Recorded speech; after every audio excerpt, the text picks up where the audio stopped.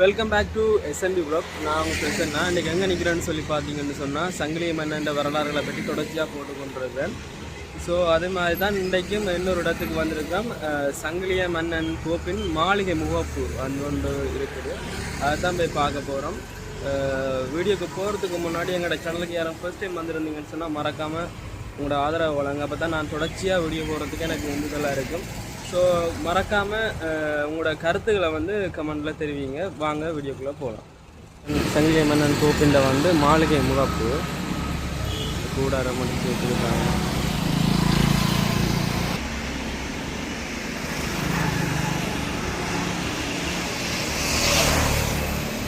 இப்படித்தான் அந்த பாதுகாக்கப்பட்ட தொல்பொருள் சின்னங்கள் சொல்லி வச்சுருக்காங்க.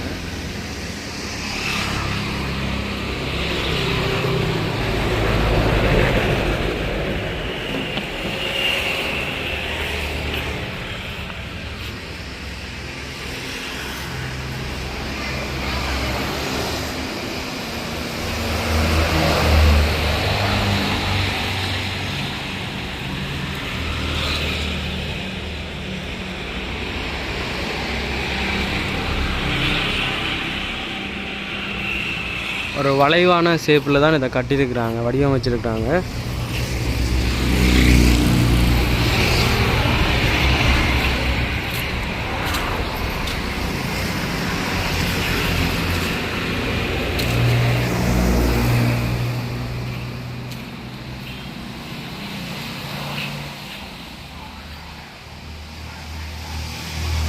ஒரு கோபுரம் மாதிரி ஒரு அமைப்பில் தான் இந்த கட்டியிருக்கு. இதில் இங்கால போட்டிருக்காங்க நல்லூர் ராசதானி. நல்லூரை தலைநகராக கொண்ட யாழ்ப்பாண அரசு ஏறத்தாழ 350 ஆண்டுகள் ஆட்சி செய்த பாலி சிங்கள தமிழ் இலக்கியங்கள், கல்வெட்டுக்கள், நாணயங்கள், ஐரோப்பிய கால ஆவணங்கள் கூறுகின்றன. மேலும் இங்கு இருந்த அரச மாளிகை, ஆலயம், படைவீரர்கள் இருப்பிடங்கள், பூங்காவனம், ஜமுனா ஏரி, நீதி மன்றம், நாட்சை கோவில்கள், காவலரன்கள், கோட்டைகள் பற்றி கூறுகின்றன. அவற்றை தற்போது நல்லூரின் சிறிய வட்டாரத்திற்குள் எஞ்சியிருக்கும் மரபுரிமை சின்னங்கள் உறுதி செய்கின்றன. 1619 2ஆம் சங்கிலிய மன்னன் வெற்றி கொண்ட போர்த்துகேயராலும் பின்வந்த ஒல்லாந்தராலும் வட இலங்கையில் சுதேச கலை மரபுகள் அளிக்கப்பட்டு ஐரோப்பிய கால கலை மரபுக்குரிய கட்டிடங்கள் தோன்றின. அவற்றுள் ஒல்லாந்த நிர்வாகத்தில் பணியாற்றிய சுதேசிகள் வாசத்தலங்களிலும் அக்கால இந்து ஆலயங்கள் சிலவற்றிலும் அவர்கள் கலைமரபின் செல்வாக்கு ஏற்பட்டது. ஐரோப்பியரது 327 ஆண்டுகால ஆட்சியின் நிர்வாக பண்பாட்டு நடவடிக்கைகளின் முக்கிய மையமாக நல்லூர் இருந்துள்ளது.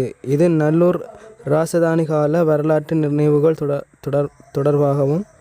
தொடரவும் அதன் மரபுரிமை சின்னங்கள் புதிய கலை மரபுடன் இணைந்து வளர்வதற்கு காரணமாயின.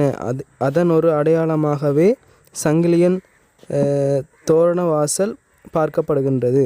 2012 தொல்லியல் திணைக்களத்தால் இச்சின்னம் யாழ்ப்பாண அரசு கால மரபுரிமை சின்னமாக பிரகடனப்படுத்தப்பட்டுள்ளது.